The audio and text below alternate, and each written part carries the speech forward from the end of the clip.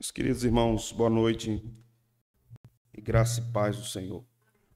Bom ver a igreja repleta de irmãos, bom podermos começar mais um semestre em nosso seminário, louvando a Deus juntos, né? Tradição de todo bom seminário teológico ter um culto de abertura de semestre, né? E podermos juntos refletir no que o Senhor deseja de nós e prosseguir. Meus irmãos, vamos abrir as Escrituras em Deuteronômio capítulo 1, versículo 9 ao versículo 18. Como hoje é nosso culto de doutrina também, nós continuaremos refletindo sobre o último ponto que refletimos quinta-feira passada na plataforma de Cambridge sobre a liderança da igreja. Eu não vou me ater ao texto da confissão que nós estamos estudando, mas nós vamos estender o que se começa a fazer naquela porção da plataforma e vamos pensar um pouco mais sobre liderança a partir do versículo 9. Do versículo 9 ao versículo de número 18. E essa abordagem é propícia para uma abertura de semestre no nosso seminário. Os irmãos encontraram? Neste mesmo tempo eu vos disse: eu sozinho não poderei levar-vos. O Senhor vosso Deus vos tem multiplicado, e eis que já hoje sois multidão como as estrelas dos céus. O Senhor Deus de vossos pais vos faça 1000 vezes mais numerosos do que sois e vos abençoe, como vos prometeu. Como suportaria eu sozinho o vosso peso, a vossa carga e a vossa contenda? Tomai-vos homens sábios, inteligentes e experimentados, segundo as vossas tribos, para que os ponha por vossos cabeças. Então me respondestes e dissestes: é bom cumprir a palavra que tens falado. Tomei, pois, os cabeças de vossas tribos, homens sábios e experimentados, e os fiz cabeças sobre vós, chefes de milhares, chefes de 100, chefes de 50, chefes de 10 e oficiais, segundo as vossas tribos. Neste mesmo tempo ordenei a vossos juízes, dizendo: ouvi a causa entre vossos irmãos e julgai justamente entre o homem e o seu irmão, ou o estrangeiro que está com ele.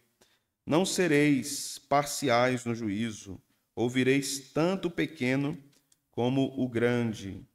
Não temereis a face de ninguém, porque o juízo é de Deus. Porém, a causa que vos for demasiadamente difícil, fareis vir a mim, e eu a ouvirei. Assim, naquele tempo, vos ordenarei todas as coisas que havíeis de fazer. Amém. Vamos orar, meus irmãos.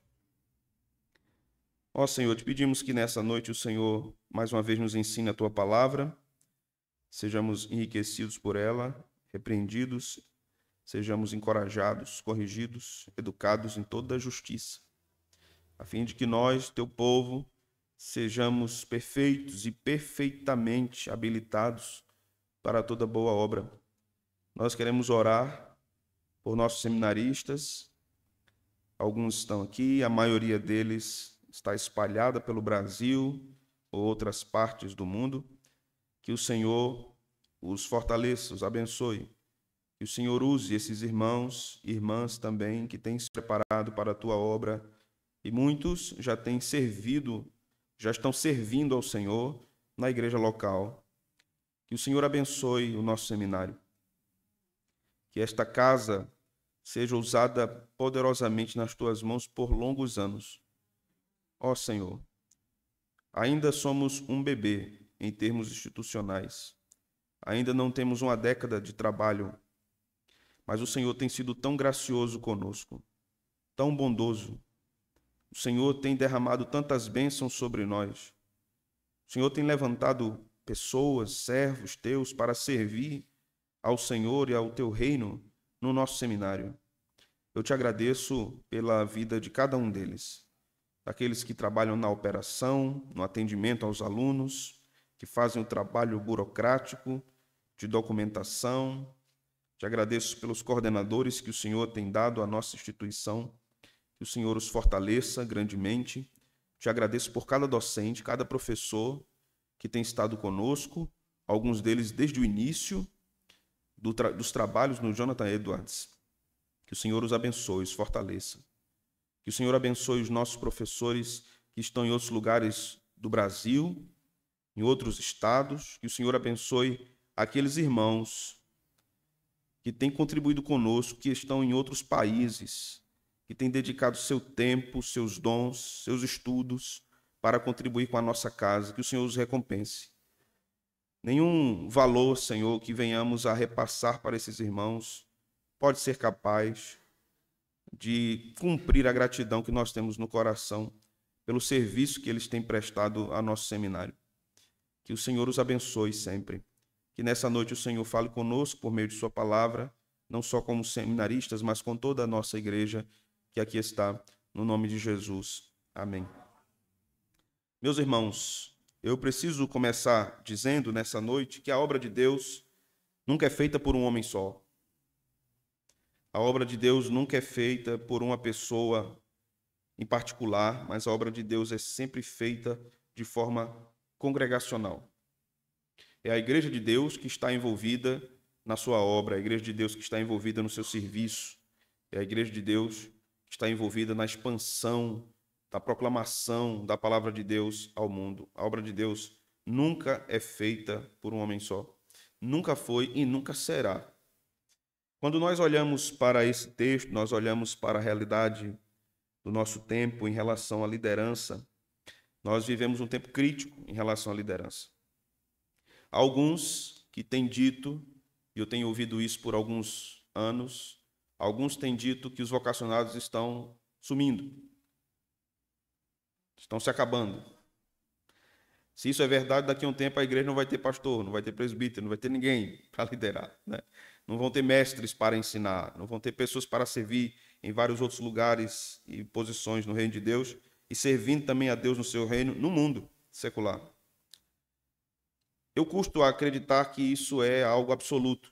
Eu acho que Deus sempre levantou um povo para a sua obra e continuará levantando.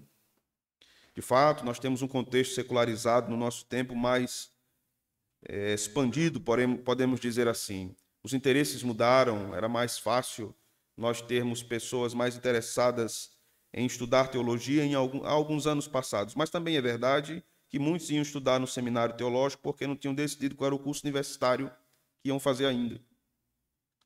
Então, eu vou estudar teologia. Se for a vontade de Deus, eu serei missionário, serei pastor, alguma coisa dessa natureza. Nós devemos considerar que a liderança cristã é algo fundamental e esse é um tema importante para toda e qualquer área da vida. Todo crente deveria ser instruído a respeito da liderança cristã, independentemente do seu envolvimento no ministério.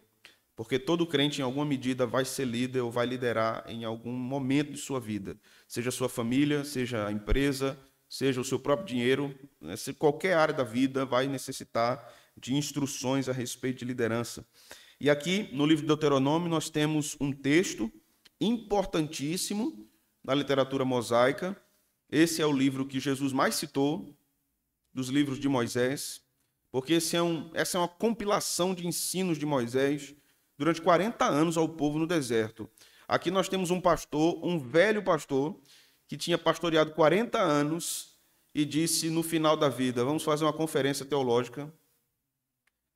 Serão meus últimos sermões na Campina de Moabe e eu vou dizer minhas últimas palavras e depois vocês vão entrar na Terra Prometida e eu não. Quando nós lemos Deuteronômio, principalmente no começo, nós vamos ver Moisés bem queixoso em relação a isso, né? Ele vai dizer várias vezes: por causa de vocês eu não vou entrar. Por causa de vocês eu não vou entrar. Moisés perdeu a paciência também por causa do povo. Então, essa máxima ainda é verdadeira e atual. Um líder pode verdadeiramente perder o juízo por causa dos seus liderados. E ele precisa sempre voltar-se às Escrituras e voltar-se ao Senhor para saber o seu papel, saber o que fazer e o que não fazer. Porque um bom líder também aprende não apenas a falar, mas ele também aprende a calar. A liderança sábia não é apenas aquela que fala, também é aquela que cala, também é aquela que espera.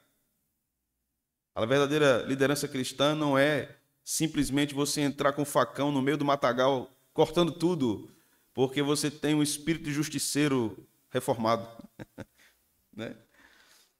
A liderança cristã é difícil, é pesada, é cheia de altos e baixos emocionais.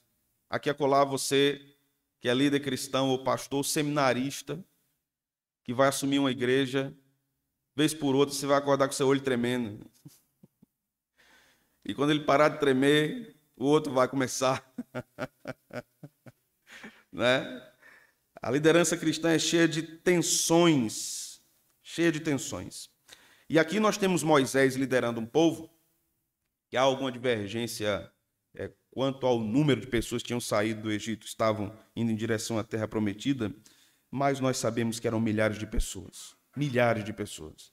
E Moisés estava liderando esta congregação sozinho. Sozinho. Imagina aí, você reclamando da sua loja, da sua empresa, da sua casa. Moisés liderando milhares de pessoas sozinho. E aqui nós devemos aprender muitas coisas com este irmão, porque talvez você possa pensar, mas o que é que isso tem a ver com estudar teologia? Tem tudo a ver, porque muitos têm pensado que estudar teologia está apartado também de uma posição de liderança. A quem mais é dado é cobrado. A quem o Senhor confiar mais conhecimento de sua palavra, também confiará mais serviço no seu reino. O conhecimento de Deus, irmãos, nunca será absolutamente privado. Ele será público. Ele deve ser usado para servir a outros, servir ao próximo, servir a igreja.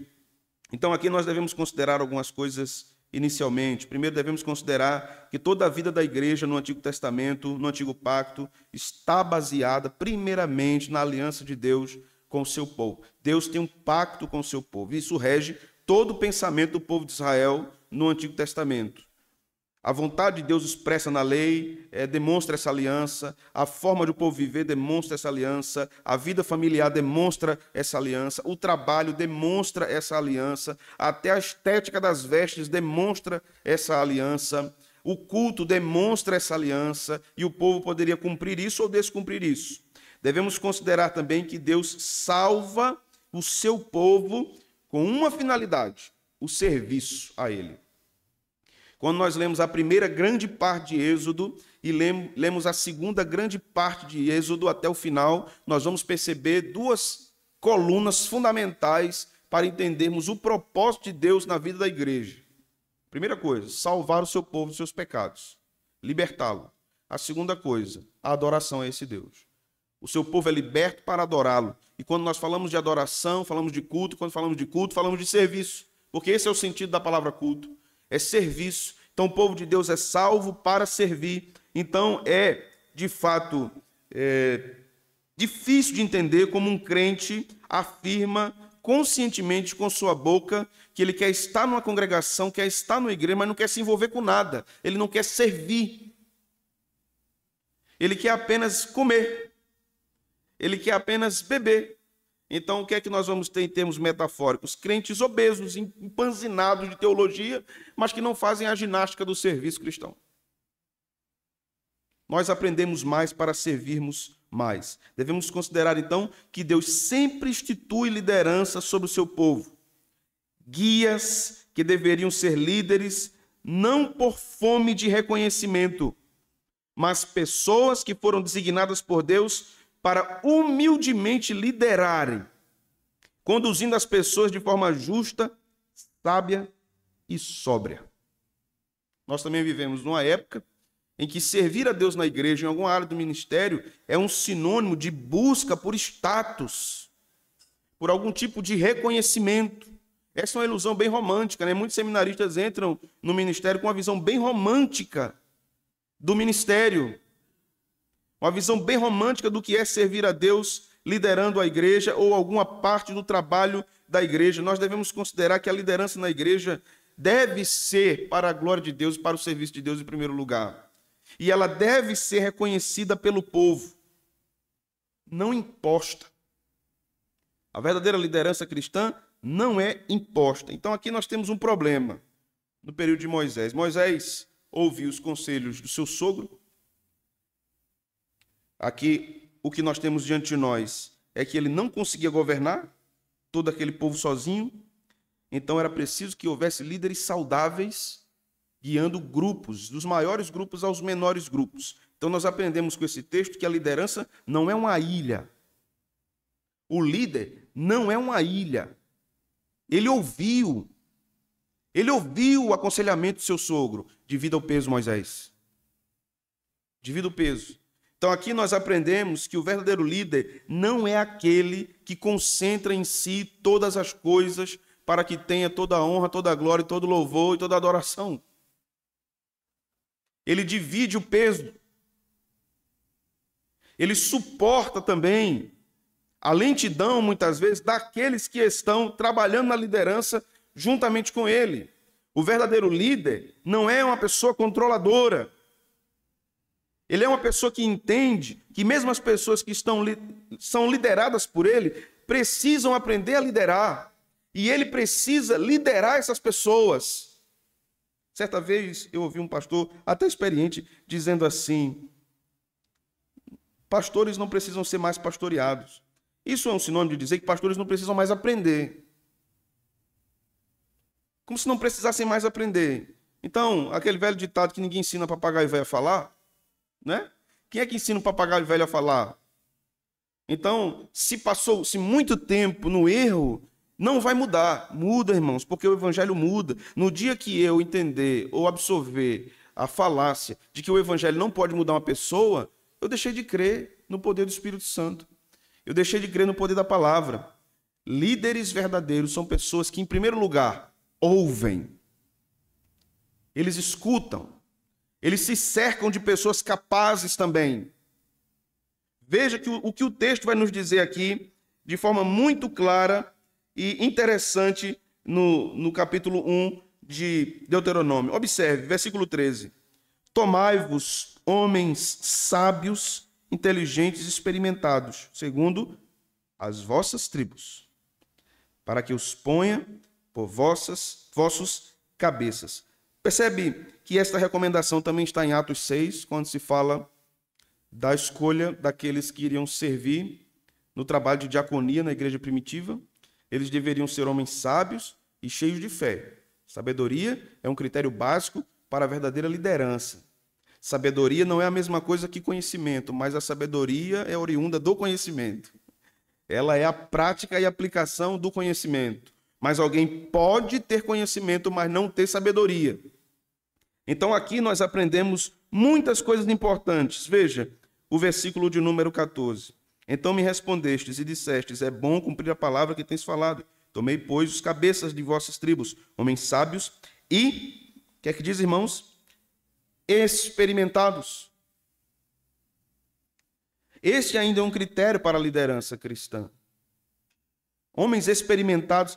Percebe? Se lembre que Paulo fala algo muito parecido com isso, dizendo que as mãos não deveriam ser impostas sobre um neófito, sobre um novato na fé, mas aquele candidato ao ministério deveria ser um homem experimentado, um homem com certa dose de maturidade.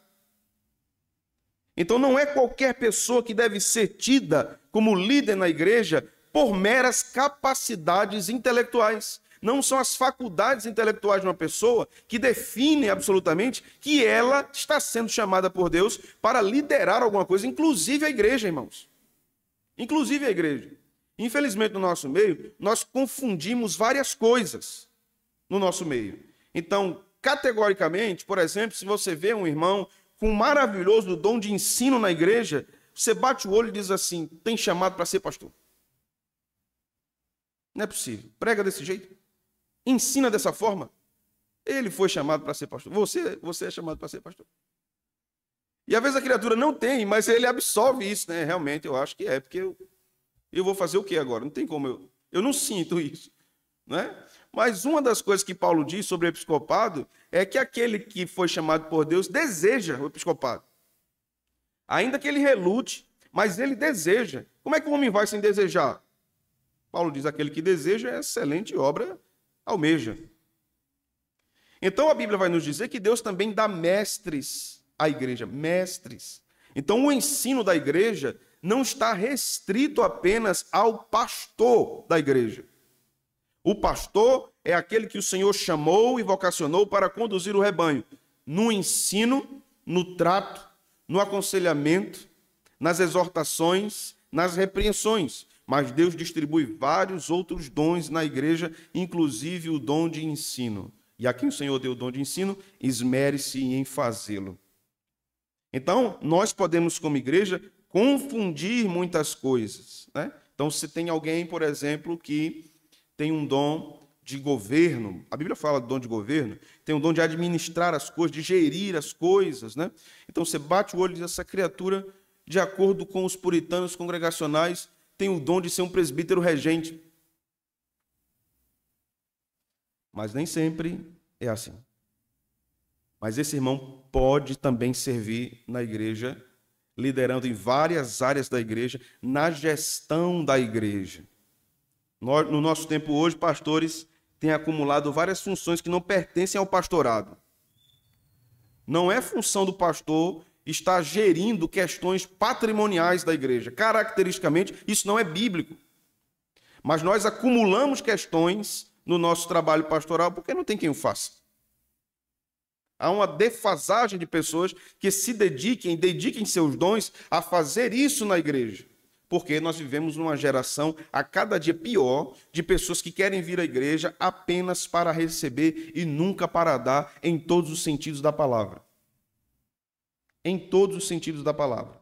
Isso é uma crise, de fato, no nosso meio, porque isso é uma característica de uma sociedade secularizada e egocêntrica. O que importa é que eu seja satisfeito, ou até aqueles que vão para uma posição de liderança, mas também para se satisfazerem, para se autorrealizarem com aquilo. A Bíblia vai nos ensinar tantas coisas diferentes disso, irmãos. Líderes, aprendemos aqui também, nessa primeira parte, são limitados. Moisés não tinha condição de liderar sozinho todo o povo. Não tinha, irmãos. Isso precisa ser reconhecido. E um pastor também não tem condição de ver todas as mensagens, todos os grupos de WhatsApp da igreja. Não tem condição. Há um limite na liderança. E o líder, seja ele pastor ou não, deve admitir isso. Eu não consigo isso aqui. Eu preciso de pessoas trabalhando aqui, porque eu não consigo fazer só. E Moisés entende isso. Eu não tenho condição. Então é preciso que uma liderança saudável se levante. Os critérios bíblicos são esses aqui. Tomem homens sábios, verso 13, inteligentes, experimentados, segundo as vossas tribos, para que os ponha por vossos cabeças. A gente precisa aprender a lidar com isso aqui também, no nosso meio congregacional. Isso é crítico no nosso meio.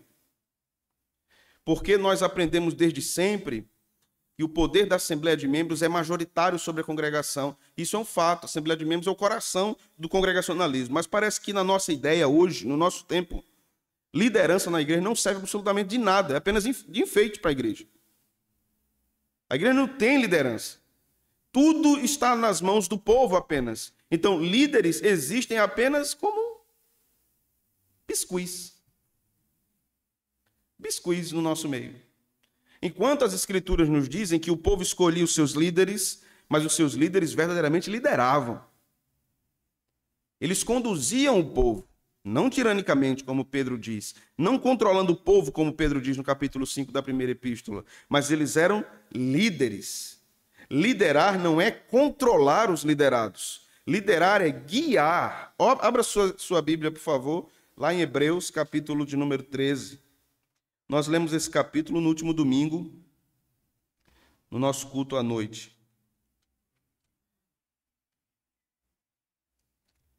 Hebreus, capítulo 13. Vamos ler o versículo 7, depois o versículo 17.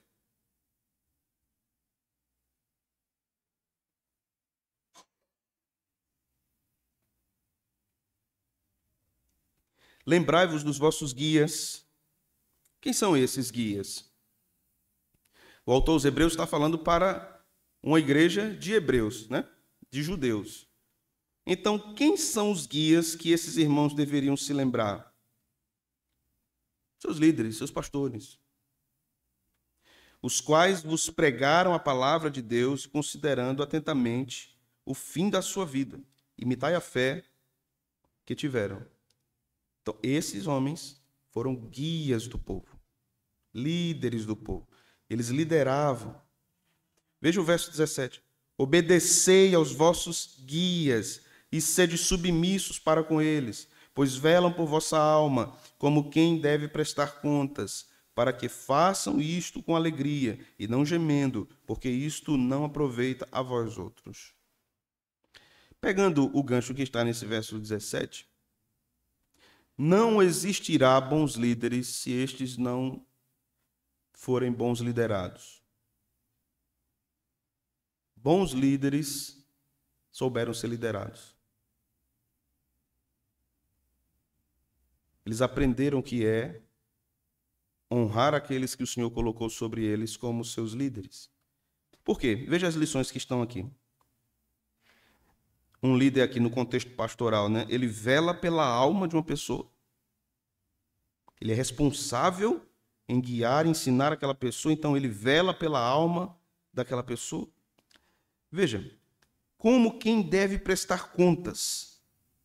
É claro que quem presta contas a Deus da alma de uma pessoa salva é Cristo, né? A gente aprende isso, que Cristo entrega a igreja ao Pai no final dos tempos.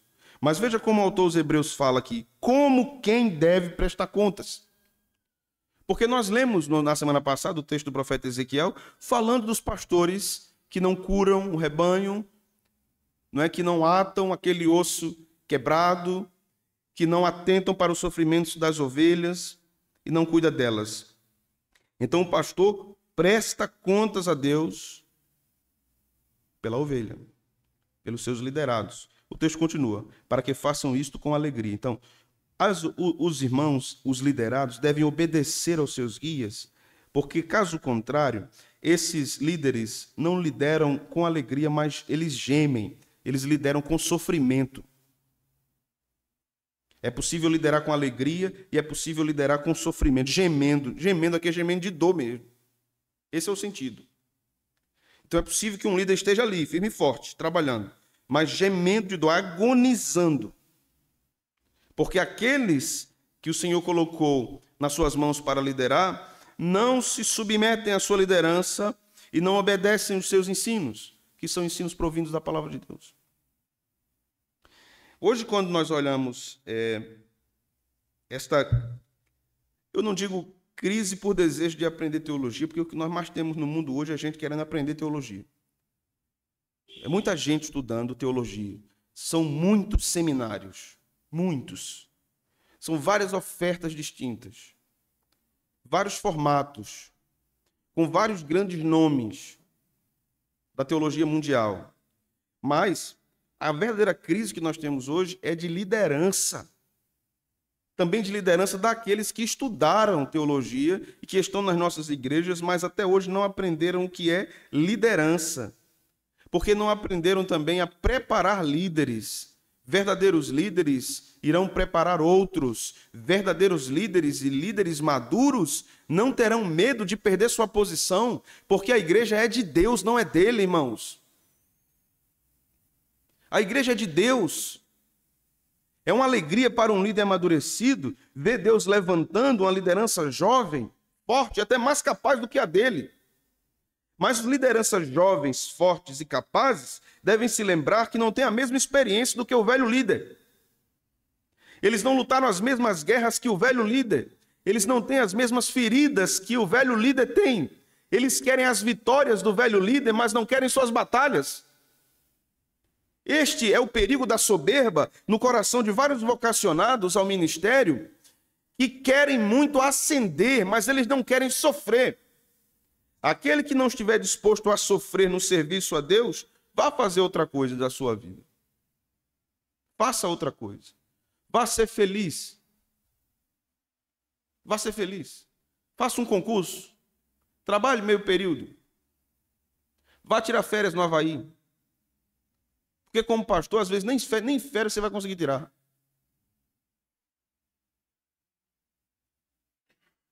Vá fazer outra coisa, meu amigo. A primeira coisa que eu digo a alguém que vem me dizer que tem um chamado pastoral, a primeira coisa que eu digo é: desista. Desista. Aí se o camarada permanecer, né? Aí eu vou dando uma cordinha para ele. Mas aquele que o Senhor chamou para liderar, ele deve partilhar. Porque ele deve entender que se ele não tiver uma liderança partilhada com outros, primeiro ele impede outros irmãos de exercerem seus dons na igreja. Está impedindo os irmãos de exercerem suas vocações para o ministério na igreja. Depois ele está causando mal a si próprio. Então não é por menos que nós estamos vendo hoje vários líderes cansados, sobrecarregados, estafados, pensando em abandonar o ministério, porque eles estão muito exaustos. E quando você vai ver a agenda do rapaz, quando você vai ver que esse serviço, que esse peso não é dividido, não, eu tenho que dirigir o culto, eu tenho que pregar, eu tenho que cantar, eu tenho que tocar. Se tiver salva da oferta, ele vai tirar ainda a oferta. E por que, meu irmão, você faz isso? E por que não tem ninguém? Na verdade, muitas vezes é a falta de disposição para treinar pessoas e permitir que elas errem no treinamento. Permitir que elas errem. Primeira igreja que eu pastoreei, depois de algum tempo na igreja, eu fui mudar a liturgia. Ensinei a igreja o que era culto, liturgia. Irmãos, nossa liturgia vai ser assim. Apresentei a igreja achou maravilhoso. Coisa mais linda, pastor. Sentei com os presbíteros. Irmãos, vocês vão dirigir o culto. E a liturgia é essa aqui. É uma coisa muito simples. Tá certo, pastor? Então vamos lá. Começa com a oração, leitura bíblica, salmos e hinos, os 10 mandamentos. Começa com a oração. Começavam o culto. Irmãos, vamos começar o culto. O grupo de louvor está com a oportunidade. E estava na frente deles a liturgia. E eu atrás, né? Eu ficava olhando. O povo olhava para a liturgia, olhava para mim. Terminava o culto. Eu disse: ô, meu irmão, vem cá, varão. Você chamou o grupo de louvor no começo, veja, que é para oração. Começa com a oração. Eita, pastor. Domingo eu vou acertar. Tá bom. Domingo, de novo. Meus irmãos, vamos ficar de pé. Vamos ler os 10 mandamentos. Começando a ler os 10 mandamentos. Acabou o culto. Meu irmão, vem cá.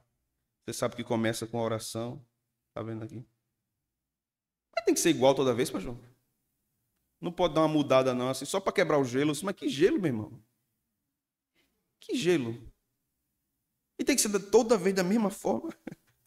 Teve um que ficou bravo comigo. Ele disse: e tem que ser do mesmo jeito todo domingo, é?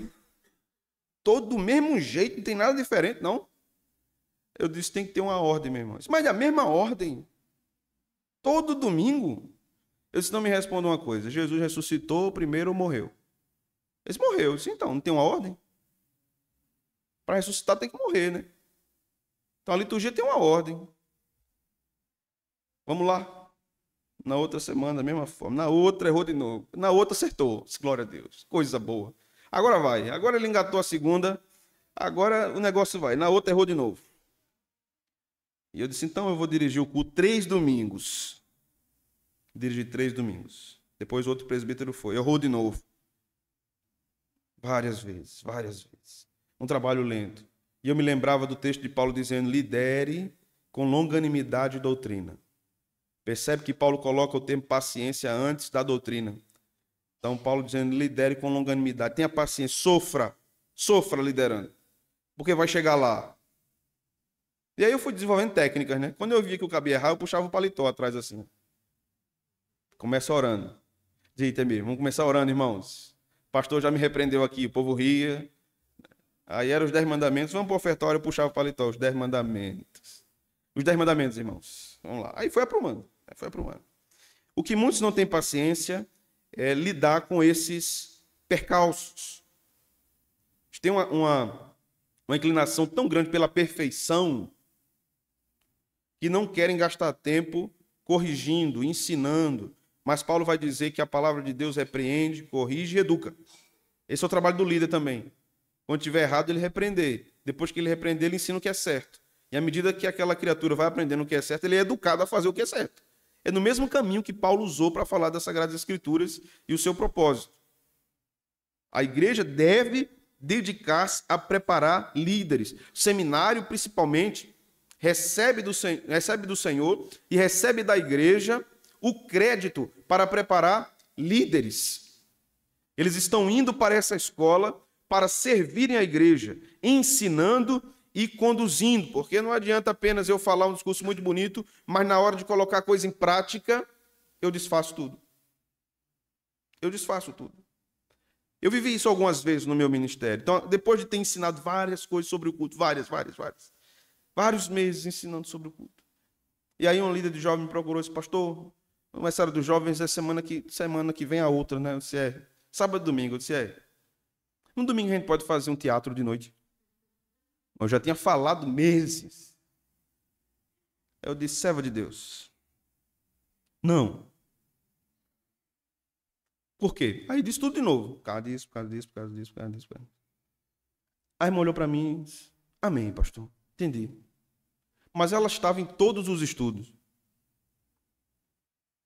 Mas ela precisou ouvir de mim, particularmente naquela ocasião. E nunca mais ela disse, vamos botar um teatro no culto de noite, pastor? Porque o ensino demonstra liderança, mas ele precisa ser aplicado. Aplicado. Qual o problema? Muitos líderes ensinam até o que é certo, mas na hora de aplicar o que é certo, ele retroage. Porque ele tem medo do povo. Ele tem medo da desaprovação. Ele teme os homens. O que vão dizer? Eu vou perder o apreço de determinados irmãos na igreja. Então ele abre mão do que é correto à luz das Escrituras. Ele não entende que ele pode dizer não sorrindo para uma ovelha muito querida e ela ainda dá um abraço nele e agradecer. O que muitas vezes acontece é que muitos querem liderar pela brutalidade. Aí não vai dar certo, meu irmão. Não vai dar certo. Né? Não é por aí. Aprendamos então, meus irmãos, por mais capacitados que sejamos, por mais preparados teologicamente que sejamos, nenhum trabalho de liderança eficaz será feito de forma solitária. E se a busca é a autopromoção e a vaidade, isso em algum momento vai ruir. Lideranças saudáveis devem gerar outras lideranças saudáveis. Lideranças doentias geram outras lideranças doentias. Liderança replica outros modelos de liderança. Uma outra questão que eu quero aplicar aqui é que muitos líderes, sejam eles pastores ou não, têm adoecido pela grande carga não compartilhada. A grande carga não compartilhada. Isso em várias medidas. Isso pode ser porque está buscando perfeccionismo, e o perfeccionismo é uma coisa complexa, porque às vezes o perfeccionismo nem sempre busca a admiração do outro, mas ele busca a sua própria autoadmiração, né? Sua autocontemplação. O que eu faço é perfeito. O que eu faço é perfeito. E quando nós somos excessivamente perfeccionistas, nós podemos bloquear outras pessoas de crescerem ao nosso lado. Nós temos a tendência de descartar pessoas que nos desagradam quando nós estamos no trabalho de liderança. Me desagradou, acabou. Não, perdeu.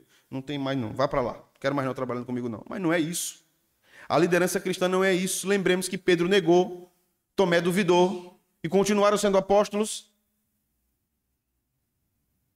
Continuaram sendo apóstolos. Sim, seja sincero. Depois do que Pedro fez, se ele fizesse com você, você colocaria ele num lugar importante na sua vida? Não, me negou. Você é um traidor, rapaz. Andou comigo esse tempo todo e fez isso comigo depois de 3 anos.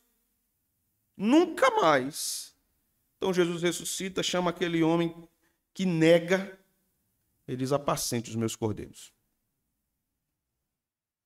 Confronta, né? Jesus confronta, você me ama?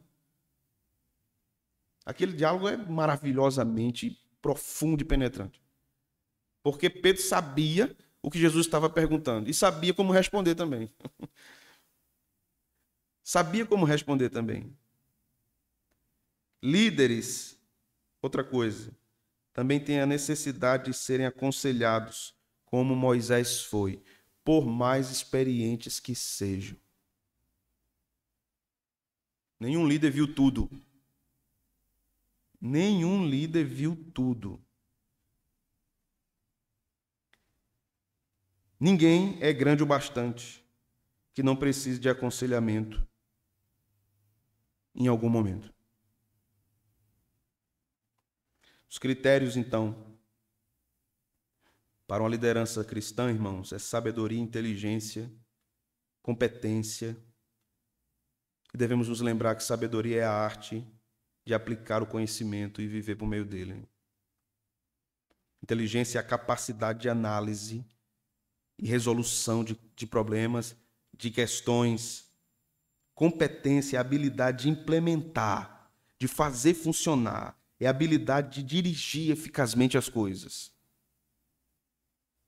Veja que essas são características de uma pessoa que lidera. Mas aqui eu tenho que tocar num ponto aqui interessante.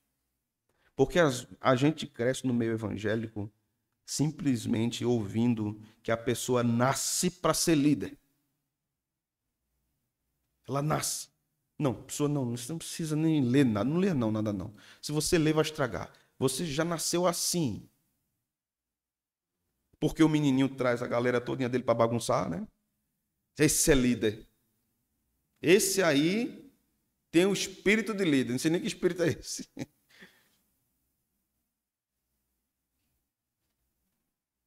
John Haggai, que foi um homem muito usado por Deus no treinamento de vários líderes no mundo, treinando líderes evangélicos, tanto para a igreja como para o meio corporativo. John Haggai foi um homem importantíssimo para a igreja no século XX. E ele disse uma frase importante. Ele dizia, um líder não nasce pronto, se faz um líder. Se faz um líder. Algo semelhante disse sobre a pregação, dizendo um sermão não é preparado em 8 horas, nem 12, nem 24, nem 48. Um sermão é preparado com a vida toda, de experiência. Nós precisamos aprender mais a aprender. Do versículo 15 ao 18, eu vou para esta porção, para que a gente conclua.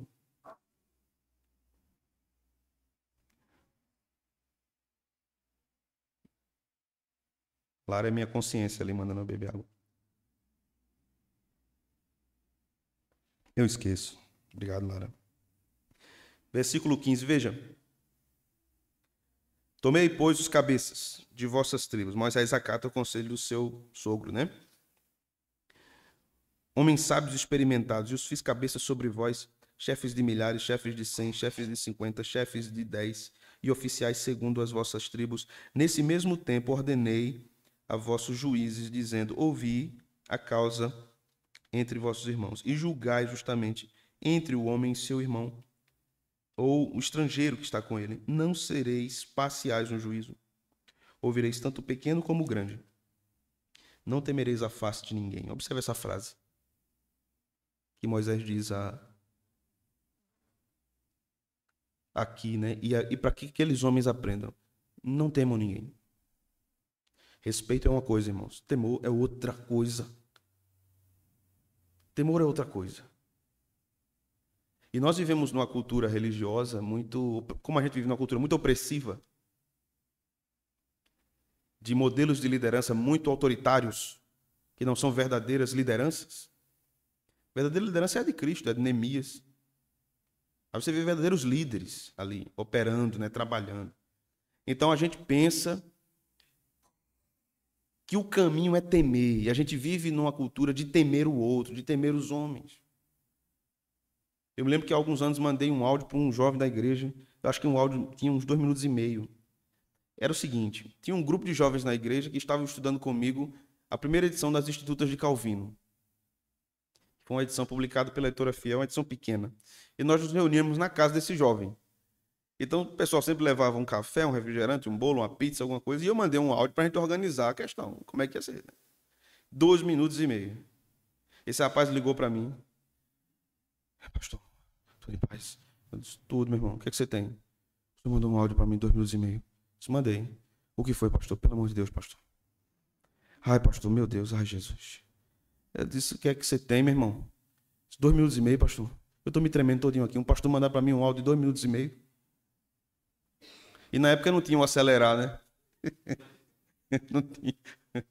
Então, aquele pastor que tem a voz grossa, que vai falando devagarzinho, parece que a faca vai entrando, vai doendo mais, né? Eu disse, ai, meu Deus do céu. Eu disse, você tá com medo, meu irmão? Ele disse, eu tenho um medo danado até de ir no seu gabinete. Eu disse, mas por quê, criatura? E ele nunca foi mesmo no gabinete. Ele disse, eu não abri o áudio não, digo o que é, porque eu sou muito ansioso. Eu digo, é um negócio de noite, rapaz, como é que a gente vai fazer? E tem muitos crentes assim, eu já vi muitos crentes assim. Gente entrar no gabinete, sentar na minha frente e ficar assim com a mão. Ai, meu Deus do céu, meu Deus do céu, meu Deus do céu. Ai, Jesus, por onde eu começo? Do que foi? É porque eu tô aqui. Olha para cima, pastor, não olhe para mim não. Eu digo, oxe, eu vou ficar olhando para cima. Tinha uma irmã que me dizia isso. Não gosto de só ficar olhando para mim, parece que seu olho está entrando na minha alma, assim. Eu digo, mas não está não, Sérgio, fica em paz. Eu só estou prestando atenção para entender o que você está falando. Não, olhe para cima, olhe para cima. E eu... e eu não sabia se eu ria ou se eu repreendia a irmã, né? E teve um dia que eu fiquei olhando para o lado, assim. Ela falando e eu olhando para o lado. Aí ela terminou, se eu posso agora olhar, porque eu só consigo falar com uma pessoa olhando para uma pessoa. Ela disse, pode, mas eu vou olhar para baixo. Eu disse, tá bom. Aí eu olhei para ela, ela ficou olhando para baixo, assim, o tempo todinho, né? Assim. Eu dizia, olha para mim, ela fazia assim. Olhe para mim, irmã. Ela fazia assim. Aí eu disse, levante a cabeça. Ela levantou a cabeça e fechou os olhos, ficou assim. Essa é a cultura que nós vivemos, né? É a cultura do grito, né? A cultura do grito, da agressividade verbal. Então, nós vamos aprendendo que a liderança, uma liderança forte, é uma liderança impositiva, é uma liderança tirânica, é uma liderança controladora, é uma liderança que usa as pessoas, né? É uma liderança que humilha as pessoas. E aí eu me lembro, já aqui na igreja, uma jovem veio falar comigo, ela disse assim, ela disse uma coisa engraçada. Ela disse, pastor, o senhor é muito diferente no gabinete. Eu disse, por quê? Se não, porque a gente viu o senhor pregando ali no domingo de noite, misericórdia. E quando você chega aqui, o senhor fala mansinho, devagar, olhando, brincando, contando uma piada ou outra e tal, né? Então, é desse jeito que funciona o imaginário dos evangélicos a respeito de uma liderança. Uma liderança que controla absolutamente todas as coisas. Então, as pessoas não querem se aproximar daquele que lidera. Um verdadeiro líder não está longe do povo, ele está perto do povo, no meio do povo. Ele se confunde com o povo. Você acha que sabiam pela roupa quem era Jesus? Ele estava no meio da multidão.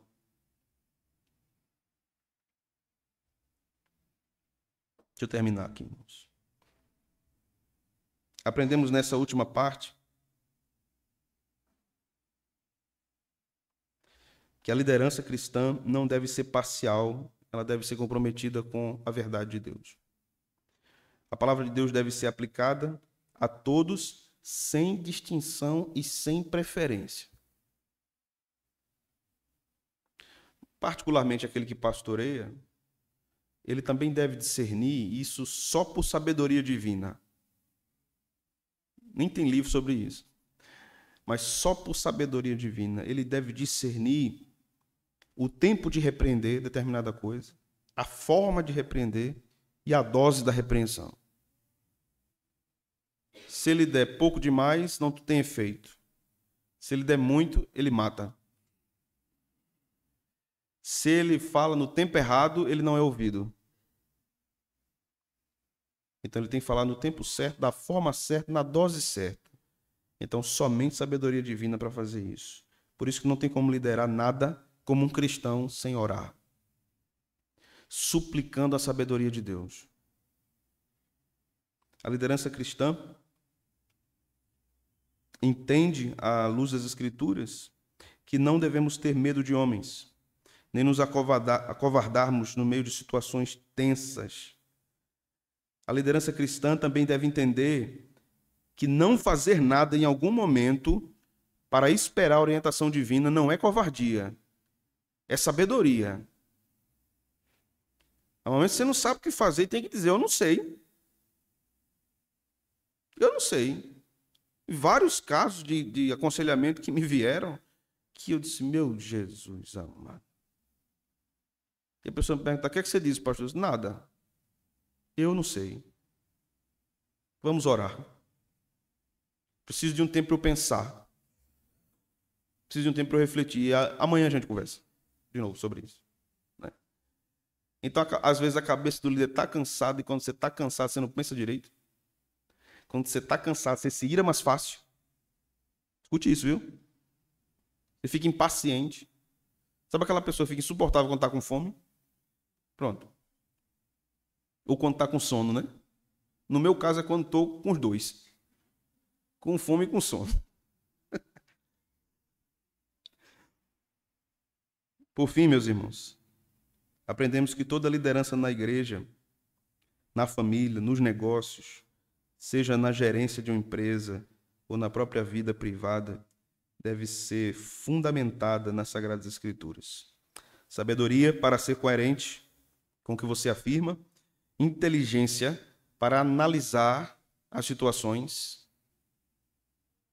Um erro terrível em alguém que pode ter até certa postura de líder, mas um erro terrível que uma pessoa dessa pode cometer é a precipitação. Há muita gente precipitada. Isso aqui eu tenho que resolver logo. Isso aqui eu tenho que resolver. Por que tem que resolver logo? Por que tem que resolver logo? Uma vez eu fui pregar na igreja de um pastor, um aluno meu, um ex-aluno meu. Eu tinha começado a dar aula e ele foi meu aluno há muitos anos atrás. E quando eu cheguei na igreja, ele me parou na porta. Ele disse, reverendo, eu preciso falar com você lá no meu gabinete, antes do culto começar. Eu disse, tá bom, vamos lá. E aí a gente sentou, ele disse, olha, meu irmão, olha, o grupo do louvor vai cantar umas músicas desmanteladas, você não se choque não. E eu fiquei olhando para ele, porque eu dei aula sobre culto cristão a ele estava desesperado, ele estava lembrando da disciplina, e eu descendo o sarrafo em música que não presta, né? Disse, pastor, veja, eu não consegui ainda trabalhar nessa parte. Eu disse, fique em paz, meu irmão. Ele disse, mas o senhor precisa entender, pastor, eu queria muito que o senhor me compreendesse. Eu digo, eu compreendo. Agora deixa eu lhe dizer uma coisa. Você não deve ficar temendo homens, não. Deus sabe do trabalho que você está fazendo. Deus sabe que você vai ter o tempo certo de tratar isso com a igreja e com o grupo. Deus sabe, você não precisa ficar com medo de mim, não. Faça o seu trabalho. Nem eu vou para a igreja de ninguém para ficar olhando. Oh, aqui é assim, né? Deixa eu anotar aqui como é aqui. Vou levar isso aqui para minhas aulas. Eu não vou fazer isso. Eu não vou olhar isso. Né? Eu não vou para uma igreja para ficar olhando. Deixa eu ver aqui qual é o data show que essa igreja usa. Não é o da gente, não. Não é igual, não, da gente, não. Ou qual é a câmera que vocês usam? Porque lá na igreja é diferente. Né? Eu não vou fazer isso. Eu vou adorar a Deus. Eu vou para um culto para adorar a Deus. Se porventura eu for pregar, eu prego. Somente isso. Mas nós estamos, às vezes, tão preocupados em dar satisfação ao outro, principalmente aquele que está na liderança. Então, é óbvio, há pessoas que não sabem de um contexto que um líder está passando ou que ele está tratando e podem até achar que ele não está tratando. Isso é normal. Entende, irmãos? É normal. Mas, pastor, não está tratando isso. O povo vai falar. Né? Se o povo falar, nem ligue. Né? Disse o poeta. O que importa é que você saiba que está fazendo, que está trabalhando, que está aplicando a palavra de Deus com sabedoria. E, por fim, o verdadeiro líder cristão, ele zela pela competência, não para que seja reconhecido pelo povo, mas que ele seja aprovado pelo seu Deus. Ele faz o trabalho da melhor forma que ele pode fazer para ser aprovado pelo seu Deus. Servo bom e fiel. No pouco fosse fiel, no muito te colocarei. Entra no gozo do teu Senhor. Que o Senhor aplique essa palavra aos nossos corações. Que os nossos seminaristas aprendam com isso também. Quer ser um pastor muito usado por Deus, se você é seminarista. Estude muito. Leia tudo. Ore muito. E esteja pronto para sofrer. Esteja pronto para amar. E esteja pronto para ser amado também, porque tem líder que tem dificuldade de ser amado. O cara tá tão duro que às vezes já apanhou tanto na vida que ele desconfia até de um abraço. Tá me abraçando aqui, mas vai dar uma facada nas minhas costas amanhã. Ame e deixe ser amado pelo povo. Um líder é uma bênção, irmãos. Quando um líder ama o seu povo e um povo ama o seu líder. Isso é uma bênção muito grande dos céus. Porque o trabalho anda. Desenvolva sua equipe. Invista nela. Se você for chamado para ser pastor, ninguém é pastor liderando sozinho. Treine pessoas. Ouça essas pessoas. Talvez elas não tenham tido o mesmo treinamento teológico que você teve, mas elas têm muita coisa a lhe ensinar. Muita coisa a lhe ensinar. Vamos orar? Depois eu quero chamar aqui o professor Jairo. Ele vai falar sobre os nossos cursos. Depois o pastor Alexandre termina o nosso culto. Pai, louvado seja o teu nome nessa noite. Aplica a tua palavra ao nosso coração, que ela seja espada de dois gumes, sempre operando no nosso interior. Que aprendamos muito e muito com ela. Que aprendamos muito e muito mais com os outros. Que nosso coração seja humilde.